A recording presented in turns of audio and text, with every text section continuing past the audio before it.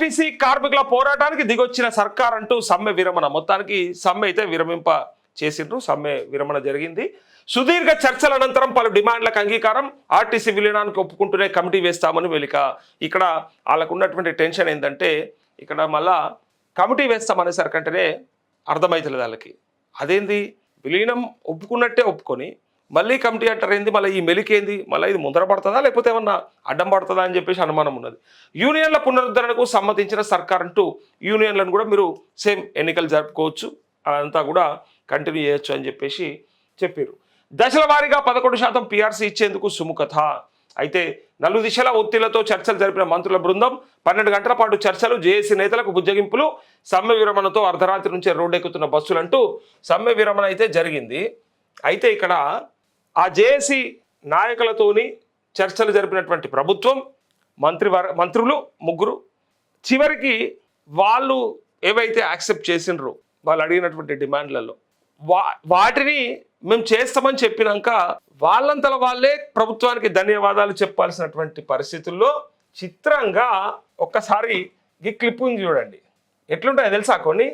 కొన్ని ఇట్లా కనబడుతుంటాయి కొన్ని. ఇది మనకే ఎందుకు దొరుకుతాయో నాకు కూడా అర్థం కాదు. మరి వేరే వాళ్ళకి దొరుకుతాయా అంటే ఏమో, నాకైతే పక్క దొరుకుతాయి. ఒకసారి ఈ వీడియో ఏదో చూడండి, ఈ క్లిప్పింగ్ ఏదో చూడండి. మొత్తానికి వాళ్ళు హ్యాపీగా ఉన్నారా లేరా, జేఏసీ నాయకులు మరి యాక్సెప్ట్ చేసారా లేదా అంటే చేసినట్టే అనిపించింది. కానీ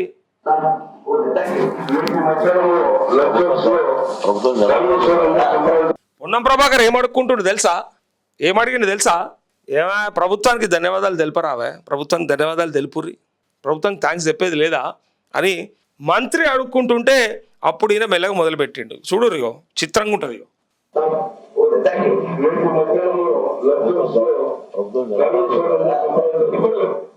అడుక్కుంటుండే మేము చేసినాం గొప్పగా. సరే గొప్పగానే చేసి ఉండొచ్చు, ఎందుకంటే కేసీఆర్ చేయకుండొచ్చు. ఇలా మీరు సరే విలీన ప్రక్రియకు ఒప్పుకోవచ్చు, ఒప్పుకున్నా మెలిక పెట్టచ్చు, మెలికతో మరి ముందర పడుతుందా లేదా తర్వాత చూడొచ్చు. కాకపోతే ఇప్పటికైతే 31 డిమాండ్లలో 30 డిమాండ్లు ఇస్తున్నట్టే, అందులో కొంత అటు ఇటు అయినప్పుడు కూడా అలా యాక్సెప్ట్ చేశారు. కానీ ఒకటి ముఖ్యమైనది విలీన ప్రక్రియ, ప్రభుత్వ ఉద్యోగులుగా గుర్తింపు, అలా కార్పొరేషన్ని ప్రభుత్వంలో విలీనం చేయడం. ఇది వీళ్ళ మేనిఫెస్టోలో ఉంది. చెప్పింది చేయడానికి ఇన్ని తిప్పల పడి, చెప్పింది కంప్లీట్ చేయడానికి ఇన్ని రోజులు తీసుకొని 2.5 ఏళ్ళు తీసుకొని ఇప్పుడు చేస్తూ పైగా థ్యాంక్స్ చెప్పరా ప్రభుత్వానికని సిగ్గు లేకుండా ఎట్లా అనుకుంటాడు చూడరు. ఇక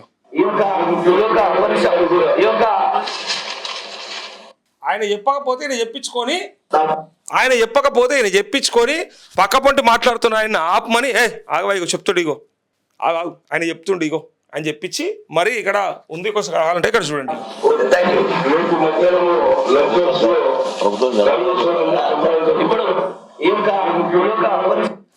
అన్ని అయిపోయినాయి అనుకొని ఈయన ఓకే అనుకోడు. కానీ వెంటనే మళ్ళీ ఆయన యాడ్ చేసి ప్రభుత్వానికి ధన్యవాదాలు చెప్పవా, ఇంత చేస్తాం మీకు, మాకు థ్యాంక్స్ చెప్పవా అని చెప్పి ట్రాన్స్పోర్ట్ మినిస్టర్ అడుక్కుంటుంటే ఈయన మళ్ళీ అవును కరెక్టే చెప్పేది ఉన్నది అన్నాడు. మళ్ళీ ఆగుమంటాడు. వాళ్ళను పక్కపొంటి వేరేటోళ్ళు మాట్లాడుతుంటే ఆగురి నువ్వు కాదు ఇప్పుడు ఈయన థ్యాంక్స్ చెప్పాలి, ఇప్పుడు మస్ట్ థ్యాంక్స్ కావాలి మాకు.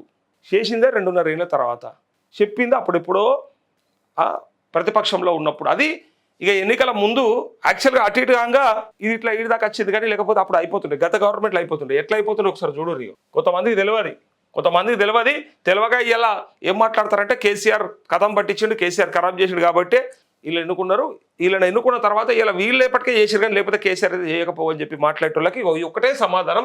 కావాలంటే ఇక్కడ చూడండి, ఇగో మీరు వినాలి తప్పకుండా.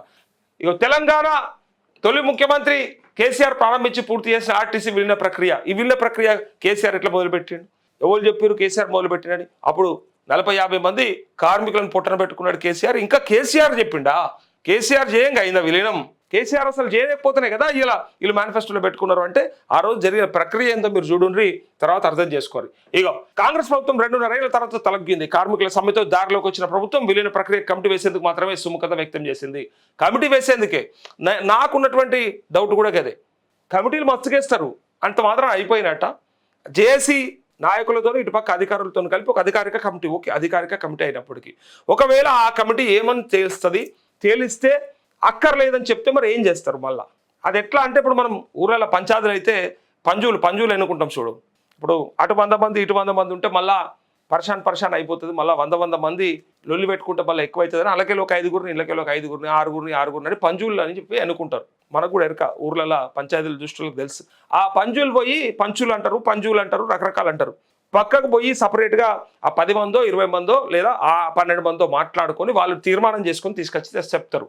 అట్లని చెప్పి అది పక్క అవుతుందని కూడా కాదు. ఆడ ఒకవేళ కింద మీద అయ్యి ఎక్కడో అక్కడ వచ్చిన ఆశ్చర్యం లేదు, లేదా అందరూ కలిసి ఒకటే నిర్ణయం తీసుకొచ్చిన ఆశ్చర్యం లేదు, లేదా ఒకళ్ళు యాక్సెప్ట్ చేసి ఒకళ్ళు యాక్సెప్ట్ చేయకుండా కూడా ఉండొచ్చు, అది ఏదైనా జరగచ్చు. కానీ అధికారిక కమిటీ అక్కడ కూడా అధికారికంగానే ఇస్తారు, అఫీషియల్గానే.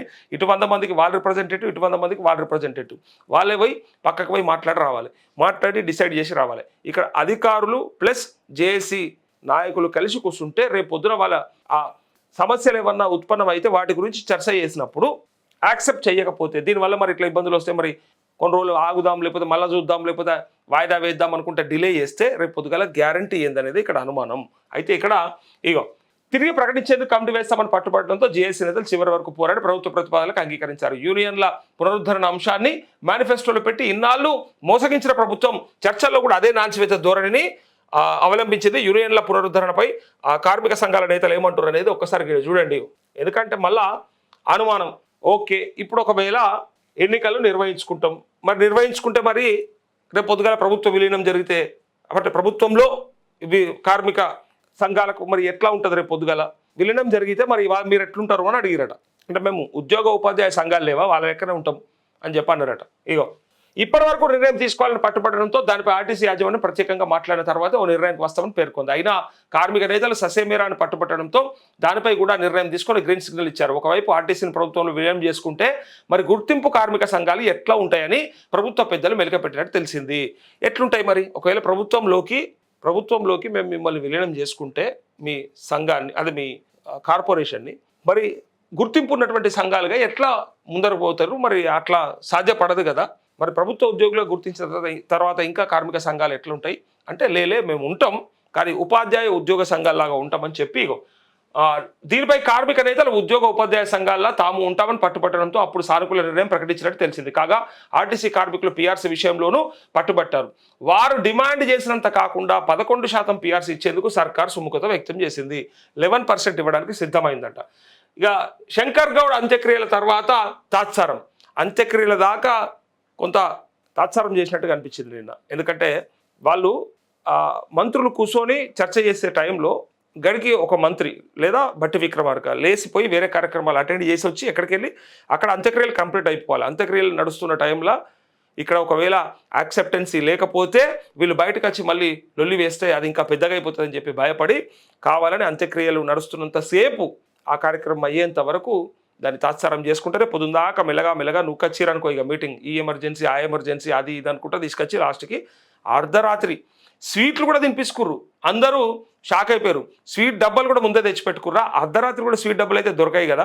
సో ముందే తెచ్చిపెట్టుకున్నారు అంటే బరాబర్ యాక్సెప్ట్ చేపిస్తాం, వాళ్ళ నోట్లో స్వీట్ పెడతామని డిసైడ్ అయినరా ముందే అన్నట్టుగా చాలామంది. అంటే చర్చలు చేసే ముందు కదా స్వీట్లు వచ్చింది, అదే డౌట్ వచ్చింది అన్నట్టు. స్వీట్లు ముందు వచ్చినాయి అంటే చర్చలలో ఇది తేలుతుందని ఫైనలా అని చెప్పేసి కొంత సెటరికల్గా చాలామంది వేసిర్రు. సో ఇగో ఉదయం సరిగ్గా 11 గంటలకు ప్రారంభమై రాత్రి 11:30 దాకా కొనసాగినాయి ఈ చర్చలు. అయితే నాటి కేసీఆర్ విలీనానికి కాంగ్రెస్ కలరింగ్, ఇది అసలు ముచ్చట. ఇది చాలా మందికి తెలియదు, తెలుసుకోవాలి తప్ప తెలియదు అన్నట్టుగా ఊకోవద్దు. ఆర్టీసీ కార్మికుల దశాబ్దాల నాటి కల ప్రభుత్వంలో ఆర్టీసీ ఉద్యోగుల విలీనం ఇగో ఈ ప్రక్రియను 2023లోనే నాటి సీఎం కేసీఆర్ పూర్తి చేశారంటూ కేసీఆర్ కూడా ఎన్నికల కోసమే పూర్తి చేసిండని అన్నోళ్ళు చాలామంది ఉన్నారు. కేసీఆర్ ఏమి వాళ్ళ మీద ప్రేమతో కాదు, వాళ్ళ మీదనే ప్రేమ ఉంటే 10 ఏళ్లలో ఎప్పుడో ఒకసారి చేసేటోడు, లేదా అంతగానం వాళ్ళు సమ్మెకు పోయినప్పుడు 2 నెలల కాలం పాటు సమ్మెలో పాల్గొన్నప్పుడు ఎంతోమంది కార్మికులు చనిపోయినప్పుడే ఆయన డిసిషన్ తీసుకుంటుండే. కానీ అట్లా కాదని తర్వాత అంటే సరే వాళ్ళ గురించి మాట్లాడినే మనం బయటలో చాలామంది చూపిస్తూ ఉన్నారు. కేసీఆర్ ఒకనాడు ఎంత కర్కశంగా మాట్లాడిండు కార్మికుల మీద, ఎంత దారుణంగా మాట్లాడిండు. ఇంకెంత చేస్తారు, ఇంకేం చేస్తారు, సమ్మె అంటే సమ్మె అగాధమా, మీ ఇష్టమా అని ఇట్లా బెదిరింపులకు పాల్పడ్డట్టుగా గతంలో చూసినాం మనం కూడా. అయితే ఇక్కడ ఇగో నాటి సీఎం కేసీఆర్ పూర్తి చేశాడు. 2023 మే జూన్ నెలల్లోనే ప్రక్రియ చేపట్టి ఆగస్టులో జరిగిన అసెంబ్లీ సమావేశంలో బిల్ పాస్ చేసి గవర్నర్కు పంపారు. ఆగస్టులో జరిగిన అసెంబ్లీ సమావేశాల్లోనే బిల్లు పాస్ చేసి పంపిస్తే నాటి గవర్నర్ తమిళసై దానిపై అభ్యంతరం తెలపడంతో మళ్ళీ ప్రభుత్వ అధికారులను ఆర్టీసీ కార్మికులను లోక్ భవన్కు పంపి గెజెట్ విడుదల చేయించడంలో కీలక పాత్ర పోషించారు. అనంతరం గవర్నర్ నుంచి ఆమోదం రావడంతో ఉన్నతాధికారులతో కమిటీ వేశారు. అదే ఏడాది సెప్టెంబర్ 30న అపాయింటెడ్ డే కూడా ప్రకటించారు. ఎన్నికల కోడ్ రావడంతో ఆ ప్రక్రియ పూర్తిగా ఆగిపోయింది. అయితే ఇదే అంశంతో ఎన్నికల లబ్ధి పొందేందుకు విలీన ప్రక్రియతో పాటు యూనియన్ల పునరుద్ధరణ, పీఆర్సీ వంటి అంశాలను కాంగ్రెస్ మేనిఫెస్టోలో పెట్టింది. దాన్ని విశ్వసించిన కార్మికులు నాడు కాంగ్రెస్ పార్టీకి ఓట్లేసినా అధికారంలోకి వచ్చాక ఆ హామీలను అమలు చేయడానికి దాదాపు 2.5 ఏళ్ల సమయం తీసుకుంది. ఒక కార్మికుడు అగ్నికి ఆహుతైతే కానీ కాంగ్రెస్ ప్రభుత్వం ఆ నిర్ణయం ప్రకటించేందుకు ముందుకు రాలేదు. ఆర్టీసీ విలీన ప్రక్రియను కేసీఆర్ మొత్తం పూర్తి చేస్తే ఇప్పుడు కాంగ్రెస్ ప్రభుత్వం దానిపై ఓ కమిటీ వేసి పూర్తి చేసేందుకు కొంత సమయం అడిగింది. సో మొత్తానికి కేసీఆర్ పూర్తి చేసిన విలీనానికి కాంగ్రెస్ చివరిలో కలరింగ్ ఇచ్చిందంటూ ఇక సరే ఎవరిచ్చినా ఎవరు చేసినా మొత్తానికి ఆర్టీసీ కార్మికులకైతే మంచి జరిగిందని చెప్పుకోవచ్చు.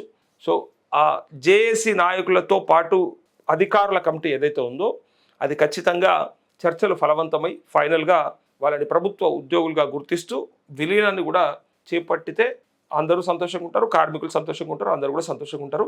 ఆర్టీసీని ప్రైవేటు పరం చేస్తారు, ఆర్టీసీని ప్రైవేటుకి అప్పచెప్పబోతా ఉన్నారు అనే కాడికెళ్ళి చివరికి ఆర్టీసీని ప్రభుత్వంలో విలీనం చేసుకోవడానికి మొత్తానికి ఎన్నో దశాబ్దాల కళ వాళ్ళకి. సో మొత్తానికి వాళ్ళ కళ నెరవేరుతుందనే చెప్పొచ్చు. ఇది రేవంత్ రెడ్డి వల్లనే అయిందని కూడా చెప్పుకోవచ్చు. సరే గతంలో అయింది కదా ఆల్మోస్ట్ 99% అంటే ఇక వాళ్ళు ఇచ్చిన నోటిఫికేషన్లకి వీళ్ళు వేసే ఉద్యోగాలు, వీళ్ళు ఇచ్చే అపాయింట్మెంట్స్ ఏవైతే ఉన్నాయో అపాయింట్మెంట్ లెటర్లు ఇస్తారో అది కూడా గంతే. ఎప్పుడో చంద్రబాబు నాయుడు ప్రయత్నం చేసి చంద్రబాబు నాయుడు భూములన్నీ ఆనాడు సేకరించి చివరికి ఇంటర్నేషనల్ ఎయిర్పోర్ట్ కడితే రాజశేఖర రెడ్డి వచ్చి రిబ్బన్ కట్ చేసి ఇక ఎవరి పేరు మీద పెట్టుకుంటూ మనందరం కూడా చూసినాం. మనం రాజీవ్ గాంధీ ఇంటర్నేషనల్ ఎయిర్పోర్ట్ ఎవరి పేరు మీద వచ్చిందో మనకు అందరికీ ఎరక. సో అట్లనే ఇక్కడ కూడా ఎవరు ఎన్ని చేసినా అంతకంటే ముందు మేము బాగా చేసినాం, మేము ఫౌండేషన్ వేసినాం, మేము ఇది చేసినాం అది చేసినాం అని చెప్పినా చివరికి ఎలా ఎవరైతే రిబ్బన్ కట్ చేస్తారో వాళ్ళదే లెక్కకొస్తుంది అన్నట్టుగా ఇక్కడ వీళ్ళు ఎంత కలరింగ్ అని చెప్పుకున్నా కూడా రేపు పొద్దున వచ్చి కేసీఆర్ చేయనటువంటి విలీన ప్రక్రియ కూడా మేమే చేసినామని చెప్పుకోవడానికి కాంగ్రెస్కి గొప్ప అవకాశం ఇదిగా.